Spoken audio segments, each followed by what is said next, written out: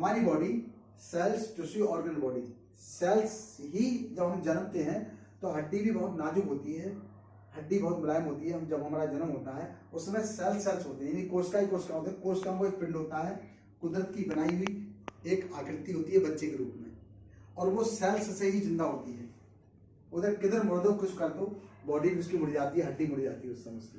तो हमारी कोशिकाएं जब जनरेट होती हैं तो बनती रहती हैं, बच्चे की ग्रोथ होती रहती है, जवान होता रहता है, बच्चा बढ़ता रहता है, और कोई सेल्स टूटता नहीं है, कोई कोशिका टूटती नहीं है, और बॉडी का निर्माण बच्चे से होना शुरू हो जाता है। जब वो 18 से 20 साल के पास आ जाता है तो 5% सेल्स टूटते हैं और 95% सेल्स बनते रहते हैं। उस समय भी ग्रोथ होती है। जैसे ही वो 20 से 25 साल की एज में आता है तो 10% सेल्स टूटने लगते हैं, कोशिकाएं मृत होने लगती हैं, वो बॉडी से निकलती हैं, ठीक, और 90% बनती हैं। वहां भी जवानी रहती है, जवान होता है, होता है, मुंह लाल, चेहरा लाल, सब कुछ होता है। जैसे ही वो 25-30 साल पहुंचता है तो वहां 20% सेल्स टूटने लगते हैं और बाकी 80% बनने लगते हैं।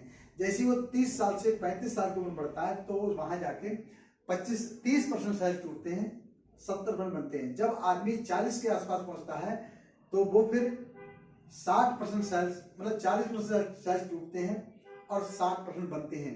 जब 50 के आसपास पहुंच जाता है तो 50% सेल्स टूटते हैं और 50% सेल्स बनते हैं।